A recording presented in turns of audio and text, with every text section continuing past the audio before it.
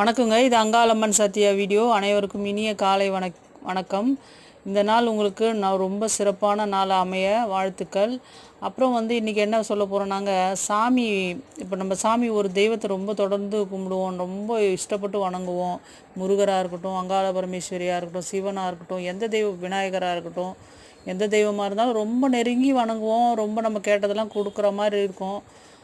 திடீர்னு ஏதாவது ஒரு முக்கியமான விஷயத்துக்கு வேண்டும்போது அது நடக்காமல் போகும். அப்படி இருக்கும்போது என்ன பண்ணுவோன்னா, உடனே தெய்வ நிந்தனை பண்ணுறது, சாமி திட்டுறது. அதாவது நான் இவ்வளோ வணங்கினேனே, இவ்வளோ பண்ணனே, இவ்வளோ மாலை போட்டனே, இவ்வளோ உனக்கு பூ மாலை சாத்தினனே, எலுமிச்சம்பழம் மாலை சாத்தினனே, இவ்வளோ வேண்டுனனே, எனக்கு செய்யாமல் விட்டுட்டியே, நீ எல்லாம் சாமியா, இதோட உன்னை கும்பிடுறேனா பாரு அப்படின்ற மாதிரி தெய்வ நிந்தனைகள் பண்ணுறது. இதோட உன்னை கும்பிடவே மாட்டேன், கோயிலுக்கே வரமாட்டேன், நீ எனக்கு அது பண்ணலை இல்லை போகலை இல்லைன்னு சொல்லிட்டு ரொம்ப தெய்வத்தை நிந்தனை பண்ணுவோம். அந்த மாதிரி எந்த சாமியும் நம்ம பண்ணக்கூடாது.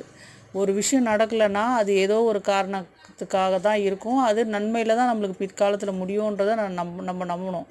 இப்போ ஒரு விஷயம் கிடைக்கலன்னா அது நம்மளுக்கு தேவையில்லாத பொருள் அப்படின்றது தெய்வத்தோட எண்ணமாக இருக்கலாம். இல்லை ஒரு விஷயம் வேறு மாதிரி நடக்குதுன்னா அது ஏதோ ஒரு காரணத்துக்காக தான் அப்படி நடக்கும். நம்மளோட நலனுக்காக தான். பின்னாடி நீங்கள் யோசிக்கும்போது ஆமாம் இதுக்காக தான் இது நடந்ததா இப்படி அப்படின்ற மாதிரி நம்மளுக்கு தோணும். நம்ம அதுக்குள்ளே என்ன பண்ணுவோம், இது நடக்கலையே அப்படின்றதுக்காக உன் சக்தியே கிடையாது, உன் கோயிலுக்கே இனிமேல் நான் வரமாட்டேன் அப்படின்னு சாமியை தெய்வ நிந்தனை பண்ணுறது. அது வரையில் தெய்வம் நம்மளுக்கு துணை இருந்துட்டு இருந்த தெய்வம் கூட நம்ம நிந்தனை பண்ணும்போது, திட்டும்போது திரும்ப நம்மளுக்கு அந்த தெய்வத்தோட அருள் கிடைக்காது. அப்படி இருக்கும்போது இன்னும் நம்மளுக்கு கெடுதலில் தான் போய் முடியும். அதனால்